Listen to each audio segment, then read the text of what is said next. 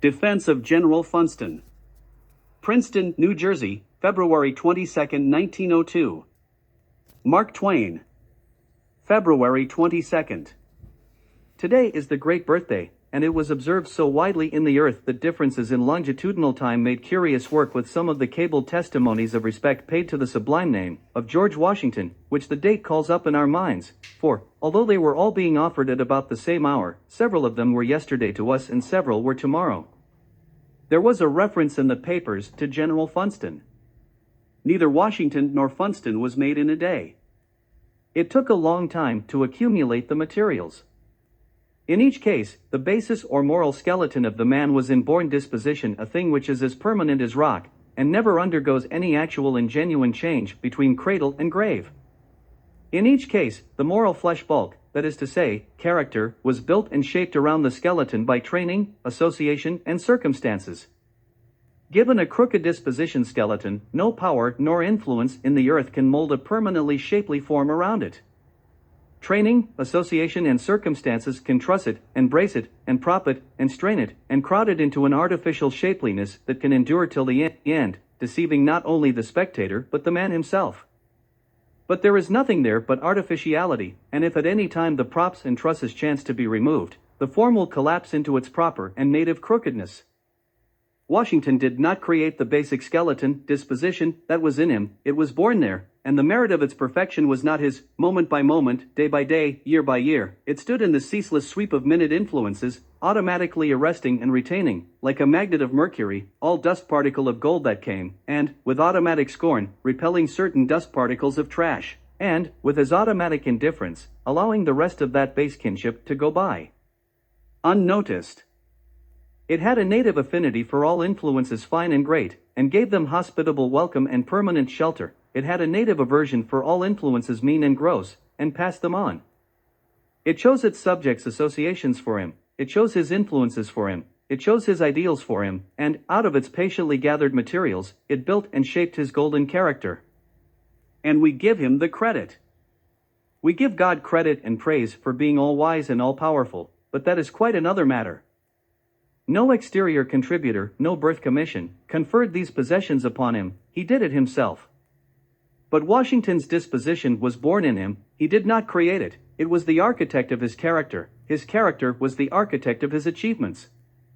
If my disposition had been born in him and his in me, the map of history would have been changed. It is our privilege to admire the splendor of the sun, and the beauty of the rainbow, and the character of Washington, but there is no occasion to praise them for these qualities, since they did not create the source whence the qualities sprang, the sun's fires, the light upon the falling raindrops, the sane and clean and benignant disposition born to the father of his country. Did Washington's great value, then, lie in what he accomplished? No, that was only a minor value. His major value, his vast value, his immeasurable value to us and to the world and to future ages and peoples, lies in his permanent and sky-reaching conspicuousness as an influence. We are made, brick by brick, of influences, patiently built up around the framework of our born dispositions. It is the sole process of construction, there is no other. Every man and woman and child is an influence, a daily and hourly influence which never ceases from work, and never ceases from affecting for good or evil the characters about it, some contributing gold dust, some contributing trash dust, but in either case helping on the building, and never stopping to rest. The shoemaker helps to build his 24 associates, the pickpocket helps to build his 40 associates, the village clergyman helps to build his 500 associates, the renowned bank robber's name and fame help to build his 100 associates and 3,000 persons whom he has never seen. The renowned philanthropist's labors and the benevolent millionaire's gifts to kindly works and generous outlays of money move 100,000 persons whom they have never met and never will meet, and to the building of the character of every individual thus moved these movers have added a brick. The unprincipled newspaper adds a baseness to 1,000,000 decaying character fabrics every day. The high-principled newspaper adds a daily betterment to the character fabric of another 1,000,000. The swiftly enriched wrecker and robber of railway systems lowers the commercial morals of a whole nation for 3 generations. A Washington, standing upon the world's utmost summit, eternally visible, eternally clothed in light, a serene, inspiring, heartening example and admonition, is an influence which raises the level of character in all receptive men and peoples, alien and domestic, and the term of its gracious work is not measurable by fleeting generations, but only by the lingering march of the centuries. It was Washington's influence that made Lincoln and all other real patriots the Republic has known. It was Washington's influence that made the soldiers who saved the Union, and that influence will save us always, and bring us back to the fold when we stray. And so, when a Washington is given us, or a Lincoln, or a Grant, what should we do? Knowing, as we do, that a conspicuous influence for good is worth more than a billion obscure ones, without doubt the logic of it is that we should highly value it, and make a vestal flame of it, and keep it briskly burning in every way we can in the nursery, in the school, in the college, in the pulpit, in the newspaper, even in Congress, if such a thing were possible. The proper inborn disposition was required to start a Washington, the acceptable influences and circumstances and a large field were required to develop and complete him. The same with Funston. Which brings us to the Philippines. The war was over end of 1900. A month later the mountain refuge of the defeated and hunted, and now powerless but not yet hopeless, Filipino chief was discovered. His army was gone, his republic extinguished, his ablest statesmen deported, his generals all in their graves or prisoners of war. Now came his capture. An admiring author shall tell us about it. His account can be trusted, for it is correctly synopsized from General Funston's own voluntary confession made by him at the time. It was not until February 1901 that his actual hiding place was discovered. The clue was in the shape of a letter from Aguinaldo commanding his cousin, Baldormiro Aguinaldo, to send him 400 armed men, the bearer to act as a guide to the same. The insurgent courier was convinced of the error of his ways, and offered to lead the way to Aguinaldo's place of hiding. Funston formulated a scheme and asked General MacArthur's permission.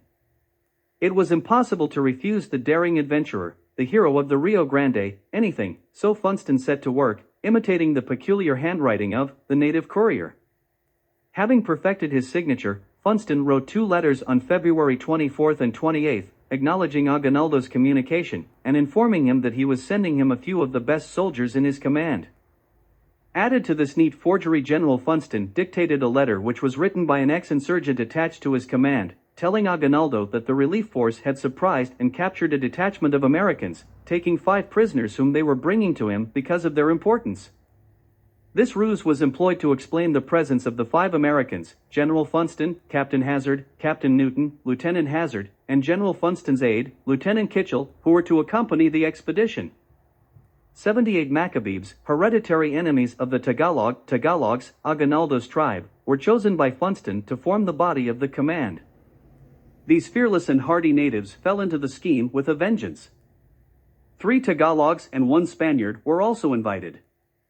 The Macabebes were fitted out in cast-off insurgent uniforms, and the Americans donned field-worn uniforms of privates. 3 days' rations were provided, and each man was given a rifle. Arriving off the coast at Casignan, some distance from the insurgent-hidden capital, the party was landed. 3 Macabebes, who spoke Tagalog fluently, were sent into the town to notify the natives that they were bringing additional forces and important American prisoners to Aguinaldo, and request of the local authorities guides and assistance.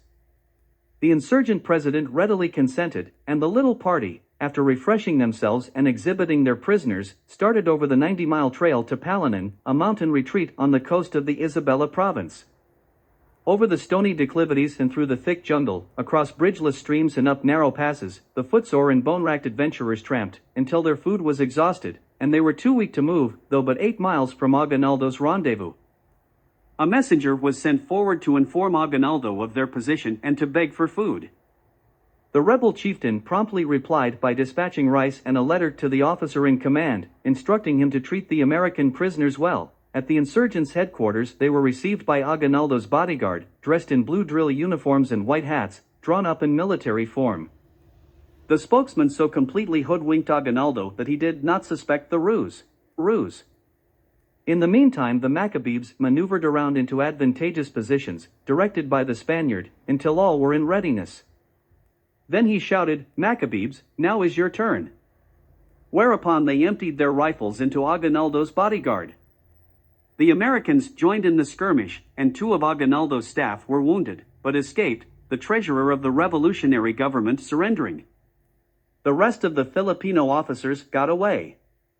Aguinaldo accepted his capture with resignation, asserting that by no other means would he have been taken alive, an admission which added all the more to Funston's achievement, for Aguinaldo's was a difficult and desperate case, and demanded extraordinary methods. Some of the customs of war are not pleasant to the civilian, but ages upon ages of training have reconciled us to them as being justifiable, and we accept them and make no demur, even when they give us an extra twinge.